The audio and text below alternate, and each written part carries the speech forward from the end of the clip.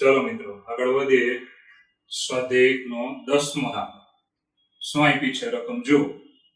સાબિત કરો કે a છેદ b બરાબર a છેદ c, a છેદ b બરાબર a છેદ c પરથી b બરાબર c કહી શકાય નહીં. આ જો ઇક્વલ હોય તો b અને c પણ ઇક્વલ હોય તેવું કહી શકાય નહીં. આપણે જાતે આમાં પોતાના ઉદાહરણ વડે આ સાબિત કરી દેવાનું. બરાબર છે? કઈ રીતે જુઓ. આનું પાલન આપણે કરાવવાનું છે કે આ છેદગણ સરખો થવો જોઈએ અને b અને c અલગ થવા જોઈએ, સમાન નહીં થવા જોઈએ, કહી શકાય નહીં. સમાન થવા જોઈએ નહીં. તો પહેલા તો આપણે આના પ્રમાણે ગણ આવી રીતે ધારીએ છીએ. ધ્યાન આપજો કે ગણ a ઇઝ ઇક્વલ ટુ, ચાલો હું સભ્ય લઉં છું 1 2 3. બરાબર છે? હવે મિત્રો ગણ b લઈએ. ગણ b એવો લેવાનો કે આમાંથી એકાદ બે સભ્યમાં લેવાના. ધારો કે હું લઉં છું 2 3 4 અને ગણ c. હવે c કેવો લેવાનો? આ બે નો છેદગણ તમે જુઓ તો છેદગણમાં 2 અને 3 આવે, તો અહીંયા છેદગણ સરખા થવા જોઈએ. ગણ c માં 2 અને 3 તો લેવાના જ. ચાલો ગણ c માં 2 અને 3 તો લેવાના જ. વધારાના મેં લીધા 5 લેતા. રેડી? હવે મિત્રો આ પક્ષનું પાલન થવું જ જોઈએ. તો a છેદ b, ચાલો ગણ a અને ગણ b નો છેદગણ શું આવે? તો આમાં બંનેમાં હોય તેવા સભ્યો લેવાના. તો 2 3 અને ચાલો હવે લઈશું a છેદ c. ગણ a અને ગણ c નો છેદગણ શું આવે? જો ગણ a અને c નો છેદગણ 2 અને 3. બરાબર છે? માટે a છેદ b is equal to a છેદ c છે. પરંતુ b is not equal to c. ગણ b અને ગણ c બંને સમાન નથી, કારણ કે આમાં 4 છે તો અહીંયા કેટલા છે? 5. એટલે બહુ સહેલો છે, તમારી જાતે બનાવી શકો. તમારે શું ધ્યાન રાખવાનું? ગણ a લઈ લેવાનું, પછી ગણ b માં એકાદ બે સભ્ય લેવાના. હવે ગણ c એવો લેવાનો કે આ બંનેનો છેદગણ છે એવા આ બંનેમાં હોય તેવા સભ્ય આમાં હોય ને એક સભ્ય જુદો લેવાનો, જુદો. તો મિત્રો a અને b નો છેદગણ બરાબર a અને c નો છેદગણ છે. જુઓ આ બંને સમાન છે, પરંતુ b અને c જુઓ, b અને c એ સમાન નથી. અહીંયા 4 છે, અહીંયા 5. એટલે ગણ b અને c સમાન નથી. તો તમે જોઈ શકો છો કે આ બરાબર છે, પરંતુ ધ્યાન આપજો b અને c બંને બરાબર નથી. આપણે આ સાબિત કર્યું. ઓકે, ચલો મિત્રો 11મો દાખલો એક્ઝામ માટે ડબલ આઈપી છે. બરાબર છે? ધ્યાનમાં રાખો. a અને b ગણો છે, આ બે ગણ છે. કોઈ ગણ x માટે a છેદ x બરાબર a છેદ y. આ ખાલી ગણ નથી. હવે ઘણી જગ્યાએ તમને ભૂલ આપી છે, બરાબર ખાલી ગણ લીધું છે. એ ગણામાં છાપવામાં ભૂલ હશે, ધ્યાન રાખજો. એટલે આપણે લેવાનું ખાલી ગણ નથી. અને a યોગ x બરાબર b યોગ x. ચાલો અહીંયા આવશે b છેદ x. એટલે છાપવામાં જે પણ ભૂલ હોય સુધારો કરી નાખવાનો. ફરી આ રકમ જુઓ. a અને b ગણો છે. કોઈ પણ ગણ x માટે a છેદ x બરાબર b છેદ x. ઘણી ચોપડીમાં એમ આપ્યું બરાબર ખાલી ગણ, જે ખોટું છે. એટલે અહીંયા શું આવે? Is not equal to 5. અને a યોગ x બરાબર b યોગ x. તો સાબિત કરો કે a બરાબર b છે. ઓકે, હવે મિત્રો પહેલા તો જે પક્ષ તમને આપ્યા છે તે આ બે બોક્સ તમે જોઈ શકો છો. કે x નો a અને b સાથેના છેદગણ સમાન છે અને x ના a અને b સાથેના યોગગણ સમાન છે. તો સાબિત કરવાનું છે કે a બરાબર b છે. તો સૌપ્રથમ હું આ યોગ વાળું લઉં છું, ધ્યાન આપજો. તો એને લઈને એની બંને બાજુએ હું ગણ a વડે છેદગણ લઈશ.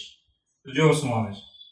આપણે લઈશું યોગ વાળું. a યોગ x બરાબર b યોગ x. હવે બંને બાજુએ ગણ a વડે છેદગણ લઈશું.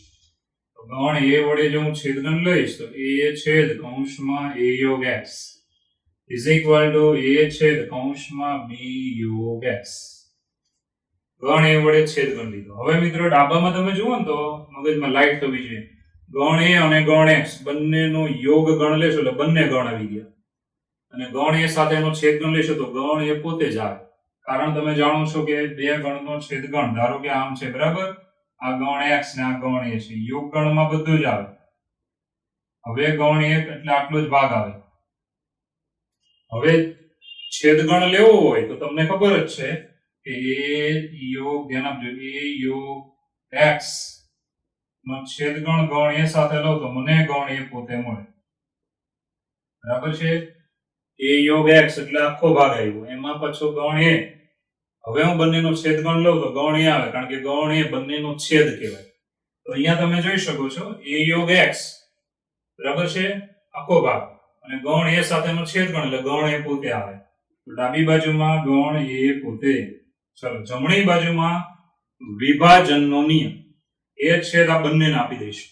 તો અહીંયા આવશે a છેદ b યોગ, ચાલો હવે શું આવ્યું, a છેદ x, a છેદ x આવ્યું. હવે આગળ વધીએ તો શું આવે જુઓ. તો મિત્રો a છેદ x બરાબર પક્ષ તમે વાપરી શકો છો. ઠીક છે. હવે a છેદ x ની જગ્યાએ આપણે પક્ષ વાપરીએ તો શું આવ્યું, b છેદ x. ફરીવાર આ પક્ષ હું અહીંયા વાપરીશ, a છેદ x ની જગ્યાએ આપણે પક્ષ વાપરીએ ઇઝ ઇક્વલ ટુ a છેદ b યોગ, હવે પક્ષ વાપરવાનો a છેદ x બરાબર શું, તો b છેદ x, b છેદ x, કારણ કે પક્ષ. હવે મિત્રો થોડું ગોઠવીને લખીએ ઇઝ ઇક્વલ ટુ a છેદ b યોગ, આને આપણે ઉલટાઈ નાખવાનું x છેદ b. b છેદ x ની જગ્યાએ આપણે લખવાનું x છેદ b. હવે તમે આટલું પદ બંનેમાં જુઓ, વિભાજનના નિયમની વાત આવશે. વિભાજનના નિયમમાં આપણે સેપરેટ આપતા હતા, આમાં આટલું કોમન સમજવાનું. તો શું વધે, તો વધે છે a યોગ x છેદ b. જો આટલું પદ આપણે સામાન્ય લીધે એવું સમજવાનું બંનેમાંથી, તો વધ્યો શું, a યોગ x એની સાથે છેદ b. ઓકે, વિભાજનનો નિયમ. હવે a યોગ x હોય તો એની જગ્યાએ શું લખી શકો, પાછો પક્ષ a યોગ x બરાબર લખી શકો b યોગ x ઇઝ ઇક્વલ ટુ અહીંયા લખી શકાય b યોગ x છેદ b, કારણ કે પક્ષ. ચાલો, કારણ કે પક્ષ. હવે તમે b અને x નું યોગ ગણ લીધો એટલે બંને ગણ પૂરા, છેદમાં b, તો બંનેનો છેદ, આ બંનેનો છેદ શું થાય, તો ગણ b પોતે જ થાય, ઇઝ ઇક્વલ ટુ b. કેમ આવું થયું, તો આપણે હમણાં જ સમજ્યા હતા ને કે આ બંનેનો યોગ ગણ હોય અને આ ગણ એની સાથે છેદ ગણમાં આવે, ગણ પોતે આવે. એની જેમ ગણ x અને ધ્યાન આપજો, ગણ x અને b નો યોગ ગણ લીધો, આખો ભાગ આવી ગયો, અને એમાં ગણ b. હવે આ બંનેનો છેદગણ લેશો, આખો ભાગ અને ગણ b એનો છેદગણ લેશો તો કોણ આવી જાય, ગણ b. આ રીતે સાબિત થયું a બરાબર b. તો મસ્ત દાખલો છે, પૂછાય તેવો છે, થોડું લોજિક જ છે, બીજું કઈ નવું નથી. તો જો બીજી વાર જુઓ, a અને બે ગણો છે કોઈ પણ ગણ x માટે, a છેદ x બરાબર b છેદ x. આ બંને ખાલી ગણ નથી. a યોગ x બરાબર b યોગ x, તો a બરાબર b સાબિત કરવાનું. ઓકે, તો પહેલા આપણે આ લીધો પક્ષ. ચાલો આ પક્ષને અહીંયા લઈ લીધો. તો બંને બાજુએ a છેદ, બંને બાજુએ લગાવો a છેદ. હવે ડાબી બાજુમાં તમે જાણો છો કે આ નિયમ થઈ ગયો આપણો, કે a યોગ x અને ગણ a, આ બંનેનો છેદગણ લેશો તો ગણ a પોતે જ આવશે, ગણ a પોતે. અહીંયા વિભાજનનો નિયમ, એ છેદ બંનેને આપી દેવાનો. આ એ છેદ દેખાય છે, પહેલાને આપો, બીજાને આપો. ઓકે, હવે આપણે પક્ષ વાપરવાનો. અહીંયા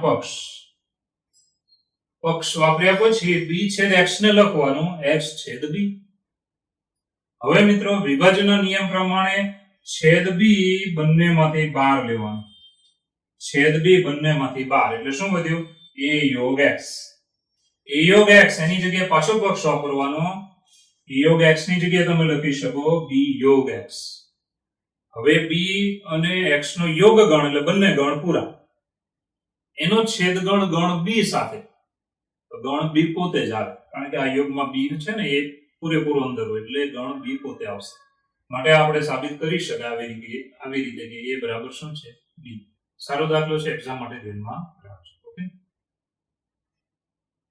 ચલો મિત્રો 12મો દાખલો જોઈએ.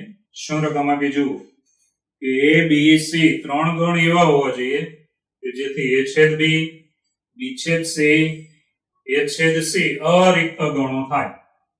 અરિક્ત એટલે કે નોટ ઇક્વલ ટુ 5, ખાલી ગણ ન હોવા જોઈએ. અને એ છેદ બી છેદ સી બરાબર ખાલી ગણ જ થવું જોઈએ. આપણી જાતે ઉદાહરણ આપવાનું છે. ત્રણ ગણ એવા લેવાના કે બબે બબે ના છેદ ગણ ખાલી ગણ ન થવા જોઈએ અને ત્રણે ત્રણ નો છેદ ગણ કેવો થવો જોઈએ? ખાલી ગણ. બહુ ઇઝીલી તમે બનાવી શકો છો આવી રીતે. તો ચાલો ગણ એ બરાબર મેં સભ્ય લીધા 1 2, ઇઝી સભ્ય લેવાના. ચાલો ગણ બી બરાબર લેવાના 2 3 અને ગણ સી બરાબર લેવાના 3 1 લેતા. ચાલો આ ત્રણ ગણ મેં લઈ લીધા 1 2 2 3 3 1. હવે જોઈએ શું થાય તે જો. તો એ છેદ બી એ અને બી નો છેદ ગણ કે જેમાં બે આવશે, જો બે બંનેમાં છે માટે બે આવશે, ઇઝ નોટ ઇક્વલ ટુ 5. બરાબર છે. ચાલો પછી બી છેદ સી ગણ બી અને સી ના છેદ ગણમાં આવશે 3, ઇઝ નોટ ઇક્વલ ટુ 5, ખાલી ગણ નથી. પછી એ છેદ સી ગણ એ અને સી ના છેદ ગણમાં આવે છે એ, જે પણ ખાલી ગણ નથી. બરાબર છે. માટે એ બી સી અરિક્ત ગણો છે. અરિક્ત એનો મતલબ ખાલી ગણ ન હોય તેવા ગણો છે. રિક્ત ગણ એટલે ખાલી ગણ, અરિક્ત એટલે ખાલી નથી. હવે મિત્રો એ છેદ બી છેદ સી લઈએ તો તમે જાણો છો કે ત્રણેયમાં સરખો સભ્ય હોય તેવો કોઈ સભ્ય છે નહીં, ઇઝ ઇક્વલ ટુ 5 છે.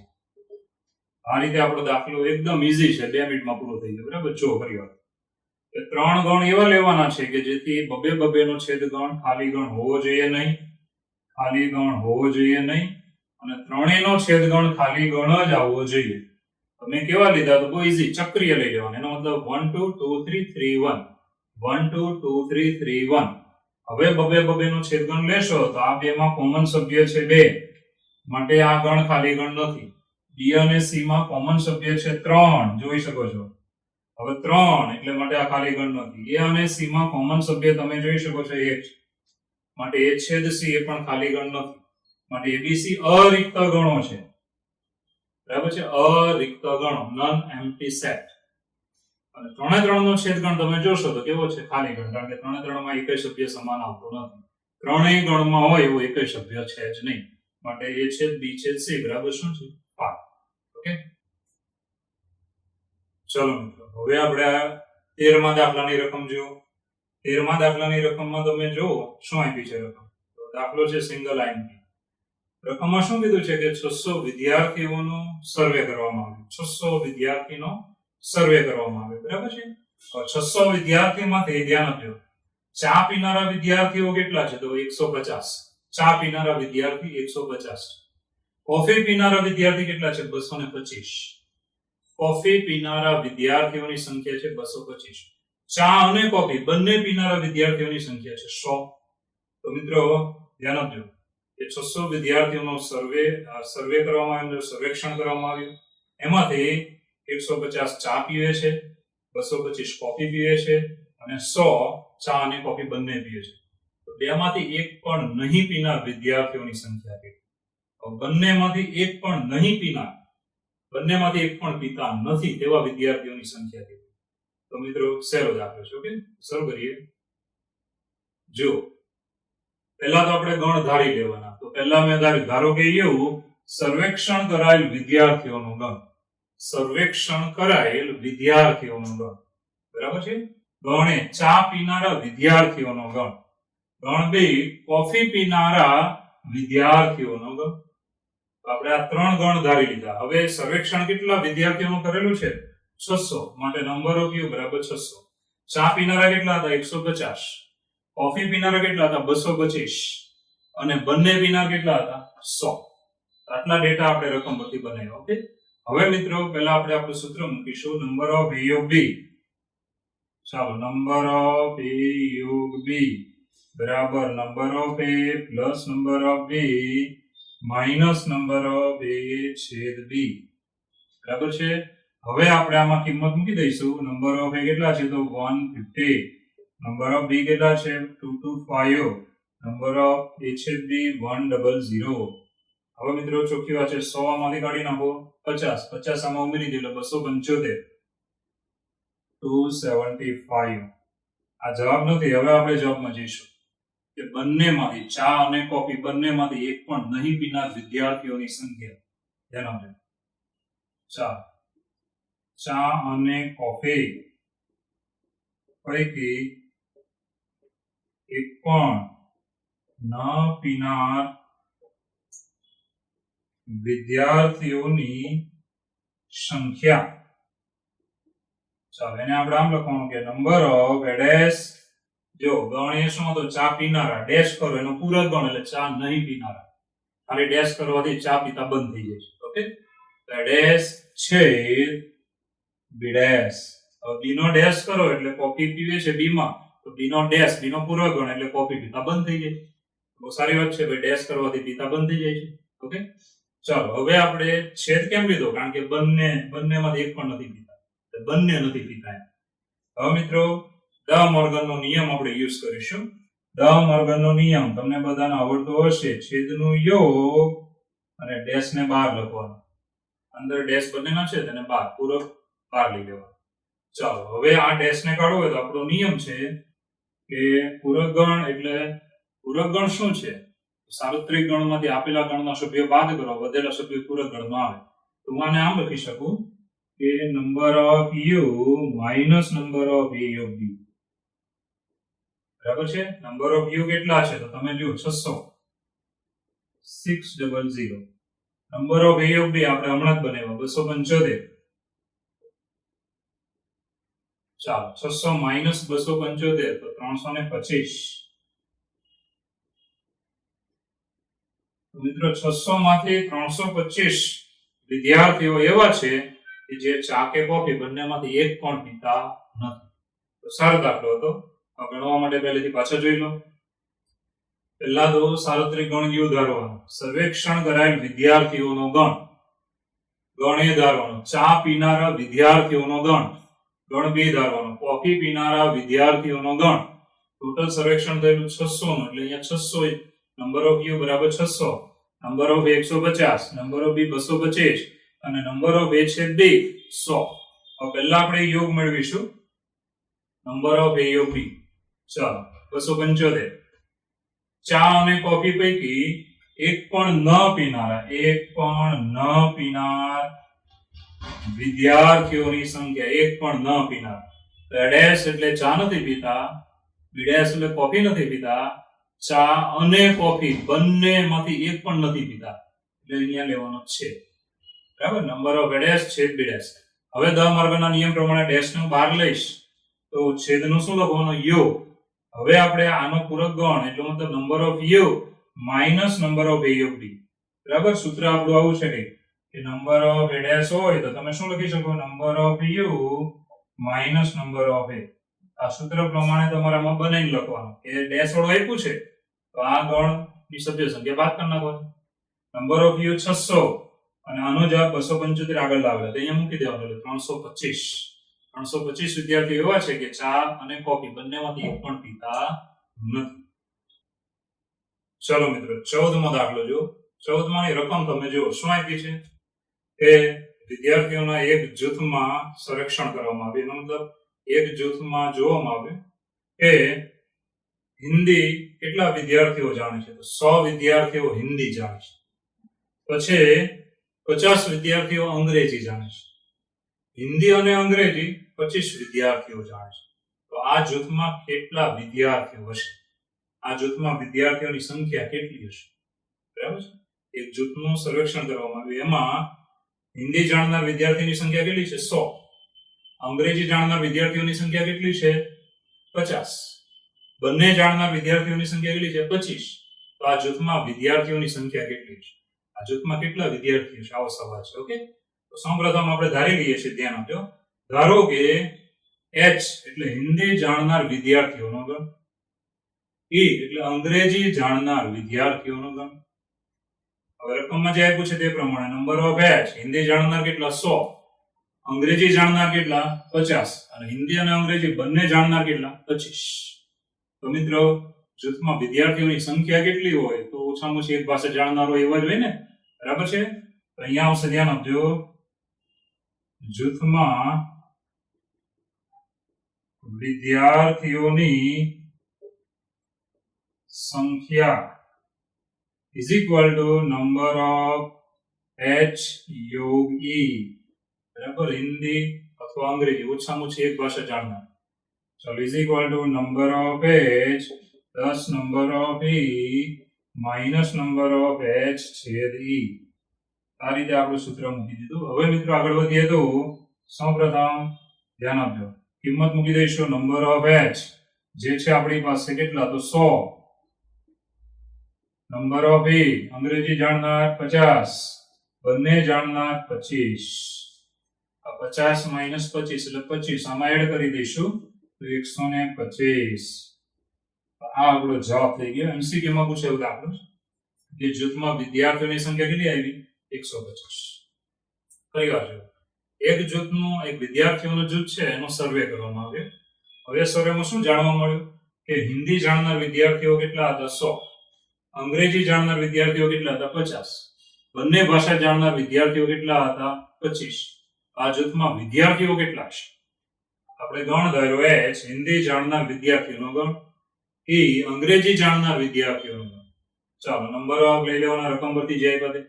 હવે જૂથમાં વિદ્યાર્થીઓની સંખ્યા તો નંબર ઓફ H યોગ E. કેમ આવું? કારણ કે બધા વિદ્યાર્થીઓ ઓછામાં ઓછી એક ભાષા તો જાણતા જ હોય, બરાબર છે, એટલે આ લેવાનું યોગ. યોગનું સૂત્ર તમને બધાને આવડે છે, કિંમત મૂકી દો, જવાબ આવી જશે. આટલો ઈઝી દાખલો છે. ઓકે, ચલો મિત્રો, 15મો દાખલો ટ્રિપલ આઈપી. 15મો દાખલો ટ્રિપલ આઈપી. રકમ શું આપી છે જો કે 60 વ્યક્તિઓનું સર્વેક્ષણ કરવામાં આવ્યું. 60 વ્યક્તિઓનું સર્વેક્ષણ, બરાબર છે. એમાં સમાચાર પત્ર, ધ્યાન આપજો, H વાંચનાર, સમાચાર પત્ર H વાંચનાર કેટલા છે તો 25. સમાચાર પત્ર, ધ્યાન આપજો, T વાંચનાર કેટલા છે તો સમાચાર પત્ર T વાંચનાર છે 26 અને સમાચાર પત્ર I વાંચનાર કેટલા છે પણ 26 છે. પછી બબે આપ્યા છે જો કે ભાઈ સમાચાર પત્ર H અને T વાંચનાર કેટલા છે, H અને T એ 11 છે, T અને I વાંચનાર કેટલા છે, T અને I એ 8 છે. પછી સમાચાર પત્ર H અને I વાંચનાર કેટલા છે 9 છે. ત્રણે સમાચાર પત્ર વાંચનારની સંખ્યા કેટલી છે 3 છે. તો બે સવાલ છે આપણે રકમમાં જો, બે સવાલ. પહેલો સવાલ, ઓછામાં ઓછું એક સમાચાર પત્ર વાંચનારની સંખ્યા કેટલી? પહેલો સવાલ, ઓછામાં ઓછું એક, ઓછામાં ઓછું એટલે યોગ લેવાનો. પછી સવાલ બીજો, માત્ર એક સમાચાર પત્ર વાંચનારની સંખ્યા કેટલી? માત્ર એક જ વાંચે છે. પેલામાં ઓછામાં ઓછું એક, એનો મતલબ એક વાંચે, બે વાંચે અથવા ત્રણેય વાંચે. અને માત્ર એક એટલે એક જ વાંચે, એક થી વધારે નહીં. આ બે સવાલ છે માટે આ દાખલો છે ટ્રિપલ એમ. ચાલો, મહત્વનો દાખલો છે. હવે મિત્રો ધ્યાન આપજો, શરૂ કરીએ છીએ. તો પહેલા આપણે ગણ ધારીશું. ગણ યુ, સર્વેક્ષણ કરાયેલ વ્યક્તિઓનો ગણ. પછી ગણ એ, સમાચાર પત્ર H વાંચનાર વ્યક્તિઓનો ગણ. ગણ બે, સમાચાર પત્ર T વાંચનાર વ્યક્તિઓનો ગણ. ગણ સી, સમાચાર પત્ર I વાંચનાર વ્યક્તિઓનો ગણ. હવે રકમમાં જે ડેટા આપ્યા તે પ્રમાણે આપણે લખીએ. ટોટલ કેટલાનું સર્વેક્ષણ થયું છે તો 60 નું. ચાલો, H વાંચનાર 25 હતા, T વાંચનાર 26 હતા, I વાંચનાર 26 હતા. પછી H અને T વાંચનાર 11 હતા, T અને I વાંચનાર હતા 8. પછી H અને I વાંચનાર હતા 9 અને ત્રણ વાંચનાર હતા 3. તો મિત્રો હવે અહીંયાથી આગળ વધીએ તો પહેલો સવાલ શું છે? ઓછામાં ઓછું એક સમાચાર પત્ર વાંચનાર વ્યક્તિઓની સંખ્યા. ધ્યાન આપજો. પહેલા સવાલના જવાબમાં જઈશું. પહેલા સવાલના જવાબમાં ચાલો નંબર 1, તો ઓછામાં ઓછું એક સમાચાર પત્ર વાંચનાર વ્યક્તિઓની સંખ્યા is equal two number of A યોગ B યોગ C. આને કહેવાય ઓછામાં ઓછું એક અથવા બે અથવા ત્રણ આવી. ચલો, આનું સૂત્ર મેં તમને લખ્યું, તમને યાદ આવવું જોઈએ. તો સૂત્ર આ પ્રમાણે છે કે number of A plus number of B plus number of C minus number of a છેદ b minus number of b છેદ c minus number of c છેદ a અને પ્લસ નંબર ઓફ a છેદ b છેદ c. બરાબર, આ લાંબુ સૂત્ર યાદ રાખવાનું. હવે મિત્રો આ બધી કિંમતો આમાં મૂકી દઈશ તો નંબર ઓફ a બરાબર કેટલા છે જુઓ 25, નંબર ઓફ b કેટલા છે 26, નંબર ઓફ c 26, ચલો નંબર ઓફ a છેદ b જુઓ 11, ચલો b છેદ c 8, c છેદ a 9 અને 3 3 એવા 3. હવે મિત્રો સાદરૂપમાં જઈએ તો પહેલા અહીંયા જરા ટોટલ કરી નાખીએ. 11 ને 9 20 થાય. બરાબર, 20 ને 8 કેટલા થાય 28. હવે 28 તમે અહીંયાથી કાઢી નાખશો તો -2 વધે. એ -2 આમાંથી કાઢી નાખો એટલે 1 વધે. હવે આ 2 અને 1 તો 25 ની 26 ને 26 52. બરાબર, આનો જવાબ આવે 52. મિત્રો આ પહેલો સવાલ હતો. એકવાર પાછા જોઈ લો. પહેલો સવાલ એ ઓછામાં ઓછું એક સમાચાર પત્ર વાંચનાર વ્યક્તિઓની સંખ્યા. આ ઓછામાં ઓછું શબ્દ આવે ત્યારે હંમેશા શું લેવાનું? યોગ. બરાબર છે, યાદ રાખો. આનું સૂત્ર number of a plus number of b plus number of c minus number of a છેદ b minus number of b છેદ c minus number of c છેદ a અને પ્લસ નંબર ઓફ a છેદ b છેદ c. ચલો બધાની કિંમત મૂકી દીધી. ધ્યાન આપજો. 25 26 26 11 8 આની કિંમત 9 અને આની કિંમત 3. સાદરૂપ 11 ને 9 20, 20 ને 8 28. બરાબર, આમાંથી કાઢી નાખો એટલે -2, આમાંથી કાઢી નાખો એટલે 1 અહીંયા ઉમેરી દો 26 + 26 એટલે 52. આ પહેલો દાખલો. હવે આપણે બીજા દાખલાની વાત કરીશું. ધ્યાન આપજો. ચાલો બીજા દાખલાની વાત કરીશું. બીજા દાખલામાં શબ્દ શું આપ્યો છે? માત્ર 1. ચાલો હવે આમાં બીજો દાખલો છે, ધ્યાન આપજો. ચાલો નંબર 2. તો માત્ર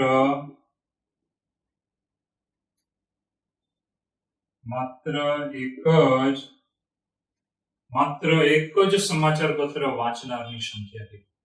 માત્ર. તો મિત્રો આના માટે તમારે હું જે સૂત્ર આપું છું એ JEE માં પણ કામ લાગશે એટલે મોઢે રાખવાનું છે. આને મોઢે કરી નાખવાનું છે. JEE માટે પણ કામનું છે. બરાબર છે, બંને માટે. આવું સૂત્ર ટેક્સ્ટબુકમાં આવતું નથી એટલે તમારે JEE માટે ખાસ યાદ રાખવાનું. અહીંયા દાખલામાં વાપરીએ છીએ. આ સૂત્રથી દાખલો સહેલો થઈ જશે. આ સૂત્ર ફરી બોલું છું, કામનું છે JEE માટે પણ. 3 ગણ હોય અને માત્ર એકની જ વાત કરવાની હોય, માત્ર એકની જ. 3 ગણ હોય અને માત્ર એકની જ વાત હોય ત્યારે આ સૂત્ર મોઢે રાખવાનું છે. ચાલો સૂત્ર શું છે જો કે number of a plus number of b plus number of c, ધ્યાન આપજો, number of b plus number of c. બરાબર, પછી -2 ગુણ્યા નંબર ઓફ a છેદ b. બરાબર છે, માઇનસ આગળ વધીએ 2 ગુણ્યા નંબર ઓફ b છેદ c -2 ગુણ્યા નંબર ઓફ c છેદ a અને +3 ગુણ્યા નંબર ઓફ a છેદ b છેદ c. આ જે સૂત્ર મેં લખ્યું ને, આ સૂત્ર તમારે યાદ રાખવાનું છે કે માત્ર એક જ, આ શબ્દ પકડી રાખવાના, માત્ર એક જ હોય. 3 ગણ આપ્યા હોય ને એમાંથી માત્ર એકની જ વાત કરવાની હોય ત્યારે સૂત્ર મોઢે કરી નાખો. બહુ સહેલું છે, JEE માટે ખૂબ જ કામનું છે.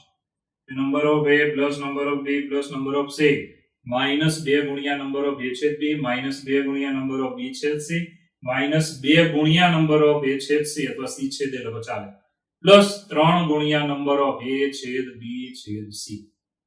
મોઢે કરી નાખજો. હોમવર્કમાં સૂત્ર. બરાબર છે, આગળ શબ્દ મૂકી દેવાનો. માત્ર એક જ ગણ માટે અથવા માત્ર એક જ ગણના સભ્ય માટે, માત્ર એક જ ગણના સભ્ય માટે. પછી આ સૂત્ર લખવાનું. આ હોમવર્કમાં તમારે 5 વાર લખવાનું રહેશે. ઓકે, મોઢે કરવું જ પડશે, નહીંતર આના વગર તમારો દાખલો સહેલો નહીં, અઘરો થશે.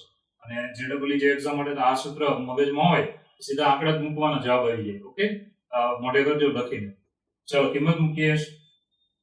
નંબર ઓફ a કેટલા છે જો 25, number of b 26, number of b 26, પછી 2 ગુણ્યા નંબર ઓફ a છેદ b કેટલા હતા 11, -2 ગુણ્યા નંબર ઓફ b છેદ c કેટલા હતા 8, -2 ગુણ્યા નંબર ઓફ a છેદ c કેટલા છે 9, પ્લસ 3 ગુણ્યા નંબર ઓફ a છેદ b છેદ c એ કેટલા હતા 3. ચાલો હવે આનું સાદુરૂપ આપી દઈશું. તો આ પદને હમણાં એમ રાખીએ 25 10 24 10 24. ઓકે, હવે મિત્રો અહીંયા કેટલા હતા 11 2 22 8 2 16 9 2 18 અને 3 3 9.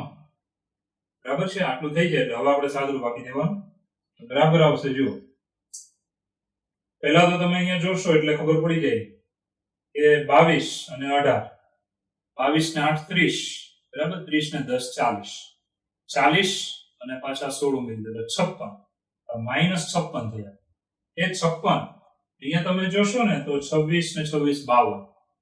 હવે 56 ને 52 એટલે 52 માંથી જો 56 કાઢી નાખો 52 - 56 તો -4. હવે -4 છે એ આમાંથી કાઢી નાખો એટલે 5. એ 5 તમે આમાં પહેલામાં ઉમેરી દેશો એટલે કેટલા થઈ ગયા 30. તો આપણો જવાબ કેટલો આવે 30.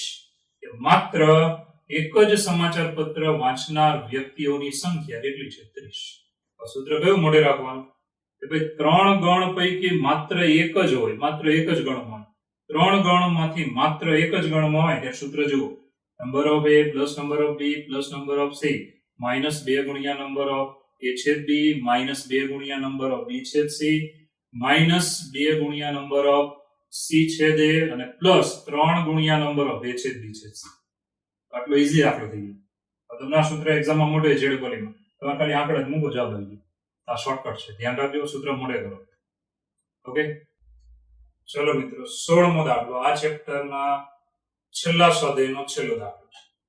સ્વાધ્યાયનો છેલ્લો દાખલો 16 ટ્રિપલ આઈ. મિત્રો શું રકમ આપી છે? એક સર્વેક્ષણ કરવામાં આવ્યું. એ સર્વેક્ષણમાં શું જાણવા મળ્યું કે ઉત્પાદન એ પસંદ કરનાર રકમ જોજો, ઉત્પાદન એ પસંદ કરનાર વ્યક્તિઓની સંખ્યા 21 છે.